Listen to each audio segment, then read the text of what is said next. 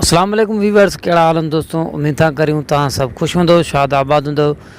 जी हाँ दोस्तों, जेको भी दोस्त असांजे चैनल ते नओं आहे उहो असांजे चैनल खे सब्सक्राइब करे ऐं अगरि तव्हांखे असांजी वीडियो पसंदि अचे त असांजी वीडियो खे लाइक ऐं शेयर ज़रूरु कंदा। दोस्तों, कराची जा मसला मसाइल तमामु घणा उरूज ते पए थी विया आहिनि ऐं तव्हां ॾिठो हूंदो त मुहाजर सूबो ठाहिण जी कोशिशि में लॻा पिया आहिनि। त हुननि जो चवणु आहे त असांखे कराची मुहाजर सूबो करे ॾियो ऐं सिंध खे अलॻि कयो वञे। तंहिंजे मथां काफ़ी असांजा सिंधी नौजवान ऐं असांजा सिंधी जेके सिंध जा सरबराह थी गुज़रिया आहिनि उन्हनि तमामु सुठा अल्फाज़ ॻाल्हाया आहिनि। ऐं हीअ जेको तव्हांजी मोबाइल स्क्रीन ते हिन में तस्वीर शो थी रही आहे, फारूक सत्तार जेको MQM जो लीडर थी रहियो आहे ऐं MQM जा कारकुन आहिनि, तमामु घणो हिननि MQM जो साथ ॾिनो आहे। ऐं MQM में हींअर बि MQM में आहिनि। हिननि जो हिकिड़ो नंढो छोकिरो हुयो सैयद बासित नाले सां, जंहिं सॼी सोशल मीडिया खे अची बिगाड़ियो ऐं हुन फेसबुक ते लाइव अची चवणु लॻो असांखे असां मुहाजर सूबो ठाहे रहंदासीं, असां हीअं कंदासीं। त दोस्तों, मुहाजर सूबो त कॾहिं बि कोन ठहंदो, छो त असांजा सिंध जा नौजवान अञा ज़िंदा आहिनि ऐं असां पंहिंजे कराची जेका सिंध जी दिलि आहे असां हिनखे कॾहिं बि अलॻि थियणु कोन ॾींदासीं। वधि खां वधि इहा ई कोशिशि कंदासीं त मसइले खे सेट कयूं। मुश्ताक सरकी तमामु बहितरीनु शख़्स आहे, अलाह पाक हुनखे तमामु घणी इज़त ॾिनी आहे। अलाह पाक हुनखे अॻिते बि इज़त ॾींदो। मुश्ताक सरकी जो तमामु घणो अहम किरदारु आहे असांजे सिंध में ऐं हिन सिंध जे जेको कराची सूबे ठाहिण जे चकर में तव्हां मुश्ताक सरकी जा तव्हां काफ़ी सारा वीडियोज़ ॾिठा हूंदा। फेसबुक ते लाइव अची करे उहो सभिनीनि जे ख़िलाफ़ु ॻाल्हाईंदो रहंदो आहे। तमामु दिलेर ऐं तमामु घणो गैरतमंद सिंध जो नौजवान पुटु मुश्ताक सरकी आहे।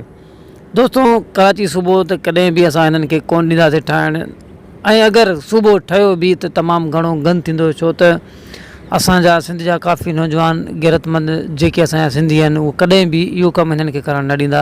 तंहिंखां बहितर अथनि त हू पंहिंजे अगरि शहर में रहणु चाहिनि था त इज़त ऐं सकून ईमान ऐं पंहिंजे तरीक़े सां रहनि। को बि सूबो न ठहंदो ऐं असां सूबो कॾहिं बि ठाहिणु न ॾींदासीं। असां सभु सिंधी अगरि हिकु चकर वरी आवाज़ु खयोंसीं त तमामु घणो गंद थी वेंदो कराची में। इहे मुश्ताक सरकी जा अल्फाज़ आहिनि त तमामु घणो असांखे तंग कयो थो वञे। अगरि असां पंहिंजी ते अची वियासीं त तमामु घणो गंद थींदो। जीअं पहिरियां काफ़ी साल अॻु में कुझु मसइला मसाइल थिया, तव्हां सभिनी दोस्तनि ॾिठा हूंदा।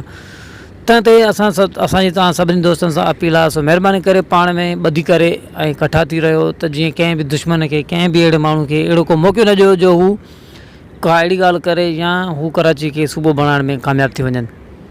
तव्हां दोस्तनि खे इहा ई अपील आहे त असांजी वीडियो खे वधि खां वधि शेयर कयो ऐं सभई दोस्त जेके बि असांजा सिंध जा नौजवान आहिनि, कामरेड तबिके सां तालुक़ु रखंदड़, कहिड़ी बि पार्टी हुजे, सिंध जी जीअं सिंध हुजे या डॉक्टर कादिर मक्सी साहिब जी पार्टी आहे, बहरहाल हिन टाइम में जेके बि पार्टीज़ आहिनि सभिनी जेको आहे सो तमामु सुठो किरदारु अदा कयो आहे ऐं सभिनी पाण में ॿधी करे हिकु ई आवाज़ु खयो आहे, असां सिंध खे, कराची खे सूबो ठाहिणु न ॾींदासीं। जीअं दोस्तों, इहा नंढड़ी ॻाल्हि हुई जेका तव्हां दोस्तनि सां शेयर करणी हुई। ऐं अगरि तव्हांखे असांजी वीडियो पसंदि अचे त असांजी वीडियो खे लाइक ऐं असांजे चैनल खे सब्सक्राइब ज़रूरु कंदा अचे, जीअं नेक्स्ट असां वीडियो जेका बि ठाहियूं उहा तव्हां ताईं पहुची सघे।